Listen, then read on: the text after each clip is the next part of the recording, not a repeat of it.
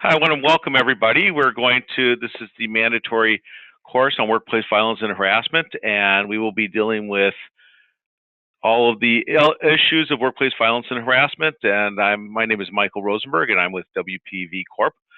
And we are here to help you. And so this is part of our program and our three-tier program to prevention, and this is the training that is required within the government under 168 within the Ontario government, and as well in several jurisdictions.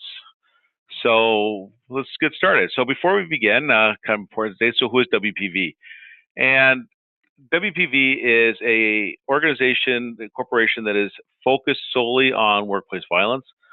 And what we do is that we have a three-tier system we've created. The three-tier system includes prevention, reaction, and enforcement. So we act as a third-party ombudsman when needed, and what we do is we provide a validated risk assessment as part of our software, so organizations can understand where issues are arising, and then we provide an incident reporting system, which is monitored also by us in order to mitigate the fear of retribution. And finally, if things do escalate, we do offer mediation, and we have partners who offer coaching if that is the case, although we do not offer coaching. And finally, we do investigations of harassment and sexual harassment, workplace violence incident complaints.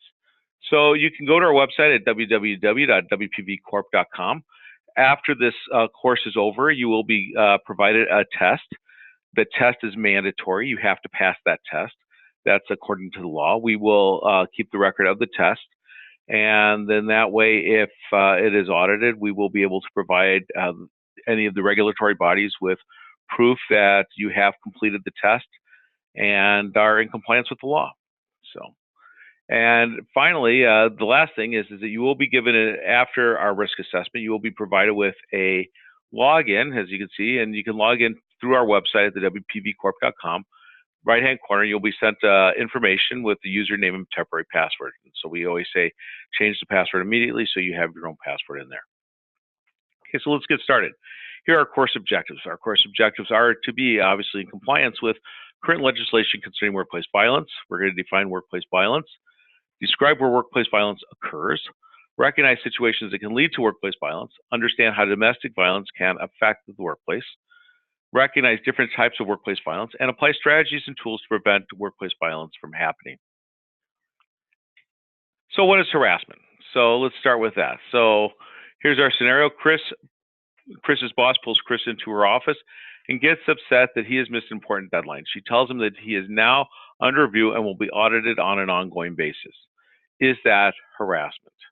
No, that is not harassment. Management has a right to manage, and there's two very different elements of play. Management has a right to manage, and harassment does not occur when you're talking performance issues. Management has a right to micromanage. They have a right to manage you. So that does not mean harassment. Here's another one. Jane's coworker teases her on a continual basis about her stutter, but it's all in, good fun. Is that harassment? Yes. Teasing a person repeatedly can be considered harassing behavior. So that's important to know that. It's the repetition ongoing that is considered a harassing behavior. Dorothy loses her cool and starts yelling at Carlos and calls him an F up and calls him an effing idiot. Is that harassment? No. Swearing at a person on a one-time basis may not be considered harassment unless, and this is a really key element, unless the event is very traumatic. It is the repetition of such remarks that constitute harassment. Now, in the case of physical harassment, sexual harassment, one time does constitute harassment, sexual harassment. If it's a physical event, if it's a sexual event, then those do. But sometimes people lose their cool. And if they lose their cool on just a one-off basis, and it wasn't, threats or anything like that, usually it is not to the level of harassment. It is the actual continual going over and over, and the intent is what makes it harassment. Allison posted to her friends on Facebook that Bob was an incompetent jerk. She took a video of Bob and posted it on YouTube, which showed Bob sleeping at his desk. Is this considered harassment? Yes. Comments made online, even if done outside of work, are considered harassment. So social media posts, Facebook, Twitter, Instagram, any of those things, if they are targeting an individual, even if it's outside of work, can be considered harassment.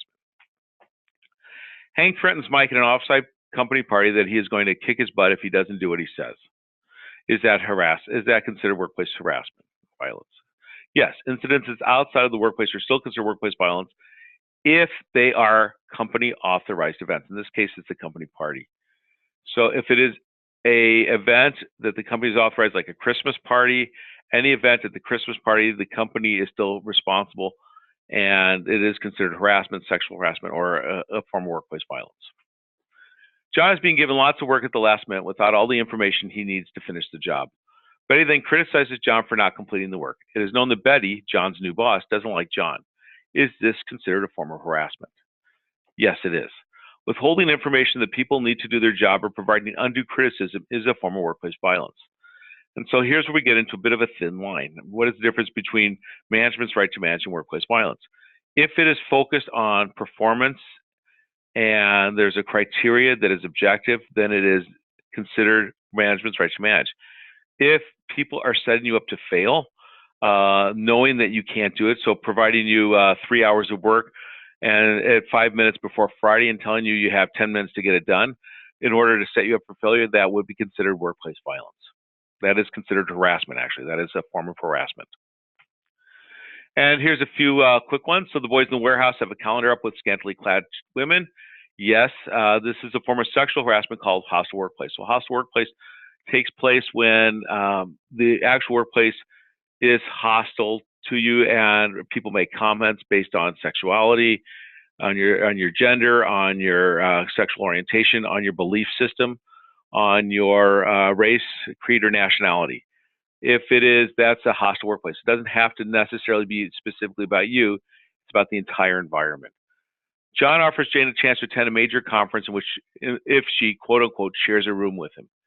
Yes, that is a form of sexual harassment, the most common form of sexual harassment, actually called quid pro quo. So quid pro quo is one favor for another. And the idea is that your work or your career is contingent upon providing a sexual favor. That is quid pro quo. People make comments and sounds regarding a person's physical appearance, catcalls, calling them names, body shaming, things like that. Yes, that is actually a form of harassment. That's, again, under the Hostile Workplace Institute.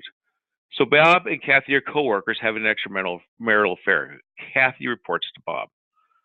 And then there's a no there. No, that is not actually considered sexual harassment, but there's a question mark, and I'll tell you why. Consensual affairs without coercion are not considered harassment, but, this is the but, if the affair ends badly, it could set up future issues of sexual harassment. So in this case, let's say that Bob and Kathy have a consensual affair. Kathy reports to Bob. Bob is really putting himself in a very difficult position if nobody knows about it. Because if that affair ends badly, or when it ends, if Bob can't let go, he may actually cross the line into sexual harassment after the affair is over. Or if Kathy can't let go, she can set up Bob for a complaint of sexual harassment very easily. And we've seen this actually in the news recently, that she sets him up on saying it wasn't consensual, and that can really damage his career. So if this is going on, I know that this is obviously outside of offices, but if you can say to somebody in the office that this is a consensual affair, if you want to continue, let somebody know, and then separate the two off so that Kathy no longer reports to Bob, or one person no longer reports to the other, and that they are, as much as you can, separate their workload. So that's a kind of an overview of harassment. So let's talk about what is workplace violence. So we like to put into buckets the three types of workplace violence. So there's actual workplace violence, physical assaults. So harassment, as you can see here, it is an act in which a person is abused, threatened, intimidated, or assaulted in his or her employment. It includes threatening behavior, verbal or written threats, harassment, sexual harassment is a form of workplace violence, verbal abuse, or actual physical attacks. And that's the definition from the Canadian Center for Occupational Health and Safety. So this includes interactions between employers and employees, between employees themselves, between employees and customers or suppliers, and between employees and strangers. So any incident can be workplace violence. If it's a customer, if it's a stranger who just shows up at your office, all of those are considered workplace violence. So here's kind of our little wordy about all of the areas of workplace violence. It's inappropriate activities, it's property damage, it's verbal threats, verbal assault, and again, harassment, psychological intent to inflict harm, abuse, trauma, assaults. All of those things are considered forms of workplace violence. So where does workplace violence occur? Well, traditional workplace, obviously, in your office, at your place of work. Off-site business-related situations, conferences, workshops, trade shows, anything that's a company-authorized events. Work-related social events, going out with the group after an evening to celebrate a success, at the bar, a Christmas party, those kind of things. Summer picnic are all considered places where workplace violence occurs. They can occur in clients' homes. They can occur in, obviously, client locations. So if you have to travel and go to other places, they can occur to any place that you're traveling as far as business is related goes.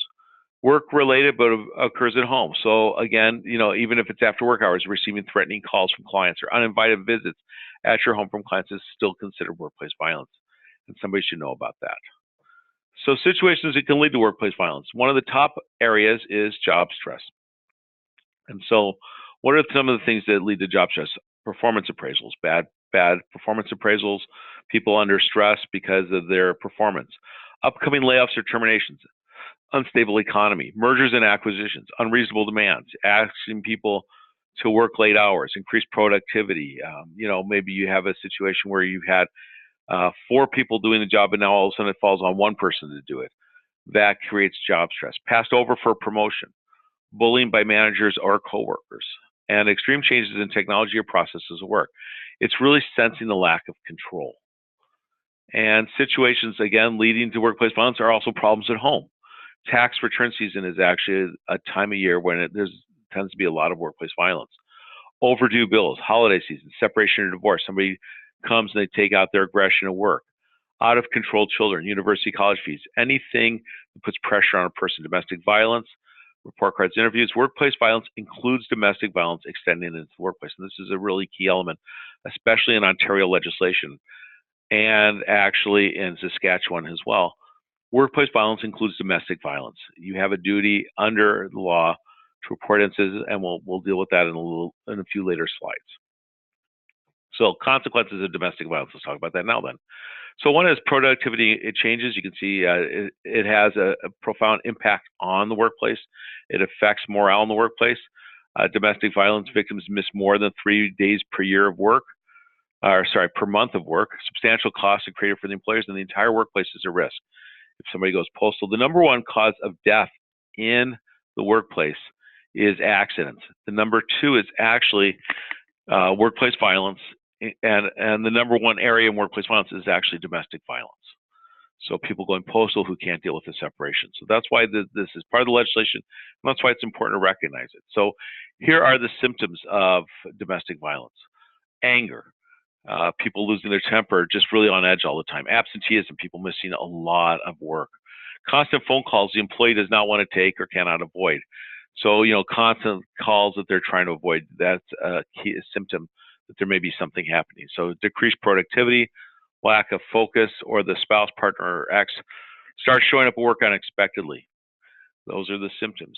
So here are the consequences, right? Obviously, the consequences are problems can relate to drug or alcohol abuse, the injury, disability, or chronic pain, health, it's a burden on the healthcare system, requires medical attention, sometimes hospitalization. Obviously domestic abuse is a violent situation. Coworkers are vulnerable and also can suffer mental health consequences. So here's what the employer's responsibility is under domestic violence, under the legislation in Ontario. You have to send a clear message of zero tolerance for violence and have a zero tolerance policy statement. Create a workplace that the victim can come forward safely. There should be a place there that they can talk. And again, WVV provides the app, and they can be provided as part of the app if they want to put an incident report in on the app that can be used for workplace violence and domestic violence. Obviously, promotion of a safe, healthy workplace, letting people know that they have a place to go. Establish clear policies and procedures regarding domestic violence in the workplace. What happens if a person comes in and with a threatening situation? There should be clear policies and what happens, how to deal with it, who do you go to. Develop a workplace safety plan on dealing with domestic violence. If somebody goes in and starts threatening everybody, how do we deal with that? Who do we call security? Call the police, 911, etc. Establish processes for reporting. This includes committees responsible for health and safety of the workplace. And again, this is what the WPV app does. The WPV app actually provides that process for reporting so that can be dealt with. So what is your responsibility? Be careful about jumping to conclusions, as this can cause inappropriate accusations. If you see somebody who you believe is the victim of domestic abuse, just approach them gently and say, hey, listen, I've noticed maybe, you're coming to work with some bruises, or I noticed, you're avoiding phone calls. Just want to check in if everything's okay. If you need somebody to talk to, or, let me know, or you can always use the app and just remind them of if they need somebody to talk to, and maybe other things. So just treat it with, don't make a conclusion right off the bat. Try to talk to the person. Recognize the stress signs. Again, we talked about earlier. Know your employers and coworkers. Understand when their behavior is out of the ordinary. Act immediately if a threat is felt or perceived. So if you feel that, you hear of an act, if somebody comes and they're angry and you fear retaliation, act immediately, okay? And that can be calling 911. That can be getting yourself to safety, getting ready to safety. Report the threat or concern to whomever is in charge of security in your workplace. And that, again, if you don't know, you can use the app and it can be reported to WPV, and we can help coordinate that as well. Treat all situations private and confidential. Again, if somebody opens up to you and they ask you, don't tell your coworkers. This should not be a source of gossip. And treat also, just the only people who really should be on as a need-to-know basis. Treat all situations with respect and discretion, and provide help to the offender as well. I mean, if you can, if help can be like an EAP help or things like that, if you can reach the offender, perhaps, then that's actually a way to help diffuse the situation. Your legal responsibility. So your legal responsibility is to take all steps needed to identify employees or coworkers who may be potentially a victim of domestic violence and protect that employee coworker from physical injury that may occur at the workplace. And that is what the law has stated. So again, treat it with discretion and respect. And if you see something, let people in charge know about it. Or put in an incident report through WPV on the app. And you can even put one in if you just witness it. You don't actually have to be the person who is at the other end of that. So let's talk about harassment. And obviously harassment is psychological health and safety, and this is probably a much more common form of workplace violence. So what is workplace harassment? It's engaging in a course of vexatious comment or conduct against a worker in the workplace that is known or ought to be reasonably known to be unwelcome. This is according to the Occupational Health and Safety Amendment Act under Bill 168 in the Canadian and the Ontario government, and has now been adopted by the Canadian government under Bill C-65.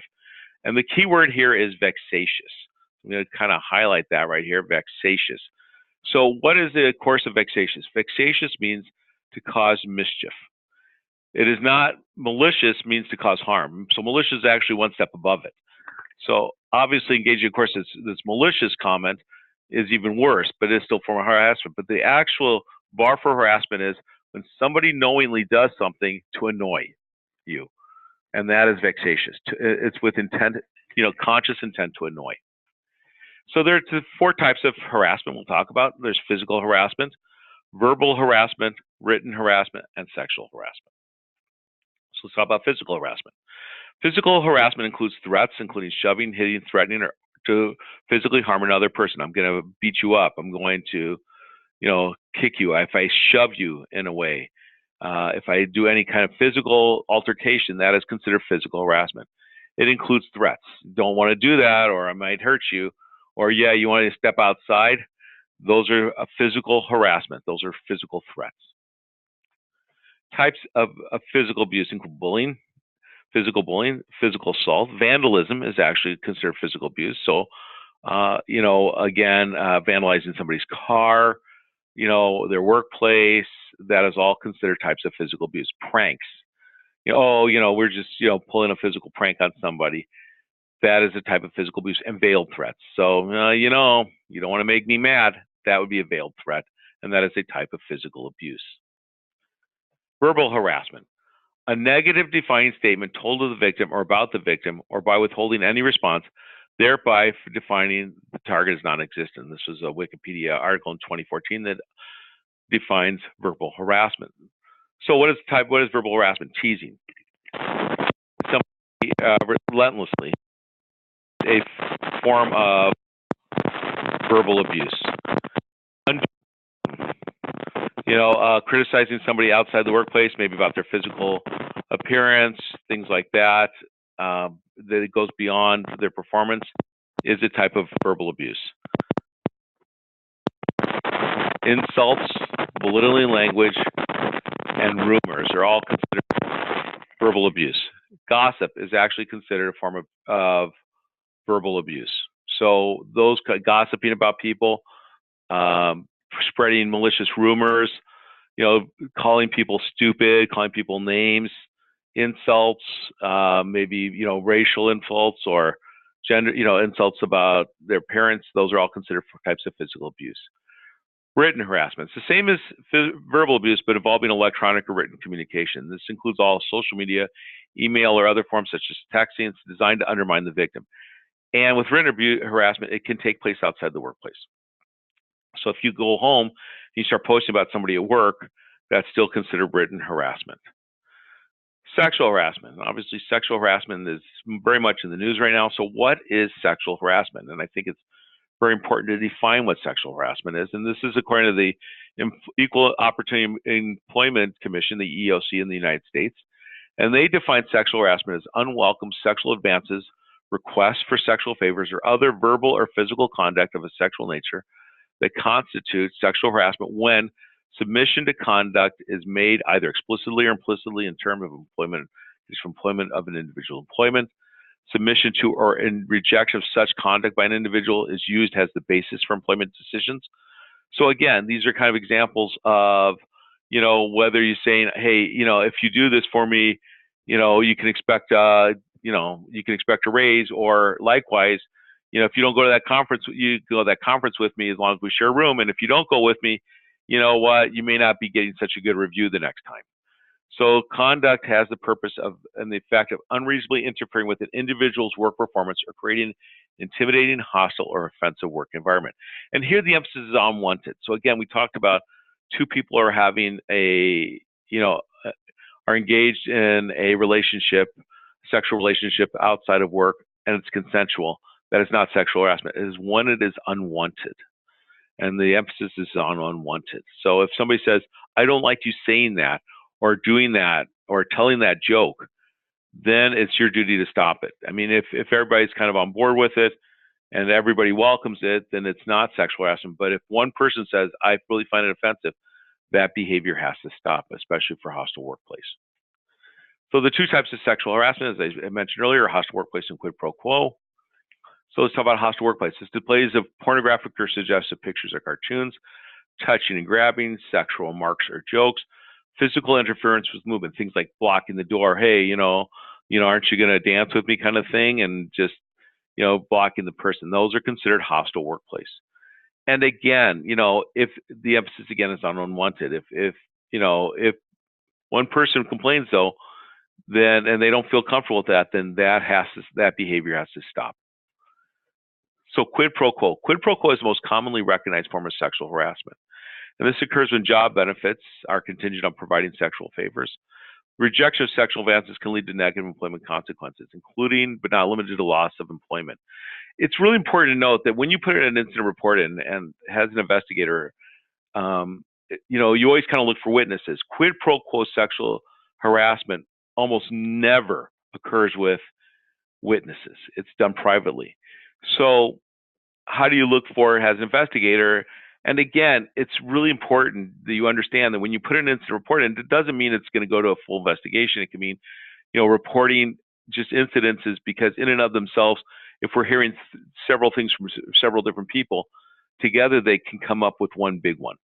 And so what you find with, I think, especially quid pro quo, is that we're looking for a pattern of behavior, because you usually don't see witnesses, but usually the person cannot stop. And you see this in the news all the time. I mean, it's very rare that, that a person will sexually harass one person. Usually they will actually be sexually harassing several people, because again, sexual harassment, I mean, one of the biggest causes is power differential. And so these people abuse their power. And when you abuse your power, you do it privately, and you do it on a serial basis because you can. So that's what we look for in investigations. So I always recommend putting an incident report in, even if you're not sure, because it doesn't mean that, and it may be handled, quietly, and it may not go to a full investigation, but people should know what's going on. So how to prevent workplace violence, and this is why WPV is around here. So one is develop an incident reporting system to report all incidences of violence, harassment, and safety. And, your incident reporting app for the phone, if you fear retribution, we'll go to WPV, and we will help coordinate that and handle it to ensure that retribution is not taken. Organizations by law in Ontario and Canada now actually have to have and enforce a zero tolerance policy statement with regards to workplace violence, harassment, and safety. And they have to provide training on what to do and who to contact in the event of an unsafe circumstance. So in the case of WPV coming in, you can access the, through your smartphone or a laptop. It's a web-based app, and you can let people know what's going on. So when in doubt, put in an incident report, because even if it's just on record, that can be help to prevent incidences in the future. And what should you do when? Remember to approach, so what should you do when you see a harassment situation or you see a domestic violence? And these are general rules of thumb. And remember to approach people with respect, dignity, and in confidence to find out what is really happening. Use discretion. Don't tell your coworkers. Don't gossip about it. Don't talk to others about it. Never try to argue or reason with a threatening individual. Somebody comes into work and they're a threatening individual. Do not try to reason with them or argue. Get help. Call 911. Get protected. Get yourself to safety. When in doubt, let your supervisor, manager know what's happening, or again, put in the app. Now, I have to emphasize, WPV is not a 911 service.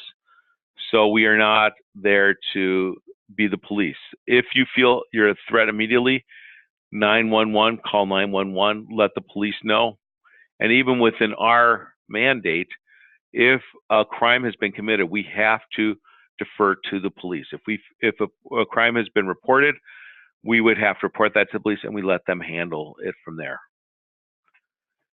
Here are questions to ask yourself. So how do you understand if you're being harassed? How do you understand this? And so this is actually provided as part of the software, and you'll see a part of the software that says resiliency tools, and there'll be a series of exercises in there for you that you can use to help understand your own performance, help understand your stress, and really, really good tools to just help you deal with stress. Now, one of the tools you will see in there is a harassment pocket guide. And you can access this again through when you get when you have the software and you have a login, you will see a thing called resiliency tools. Just click on that and you will see this come up.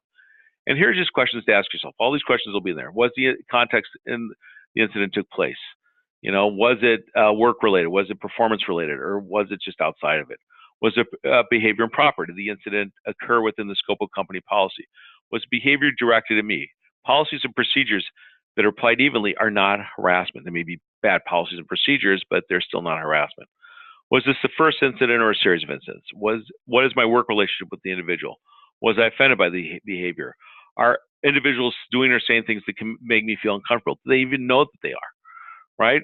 I mean, again, sometimes just letting people know, hey, listen, can you stop that? I really don't like that. Would a reasonable person view this conduct as welcome or offensive? And this is an important question because it's not only assessed by the impact or effect on yourself, but against a reasonably objective standard. So for instance, if I say, one of the questions I get, can I compliment somebody on their appearance and say, you look really nice. That's a nice shirt on you. You look really nice in that shirt. That's a nice outfit on you. That is not considered sexual harassment because, again, a reasonable person would view that contact not as offensive or unwelcome, but as a compliment.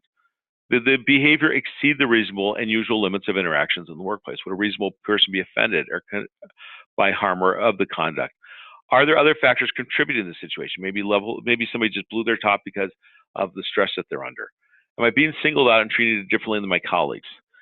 The silent treatment, as an example, the silent treatment is actually a form of harassment. When you try to isolate somebody, and even if you're not saying anything and you just ignore them, again, that is considered a form of harassment. Is the incident related to my work performance? If it is, then management has the right to manage it. It's not considered harassment.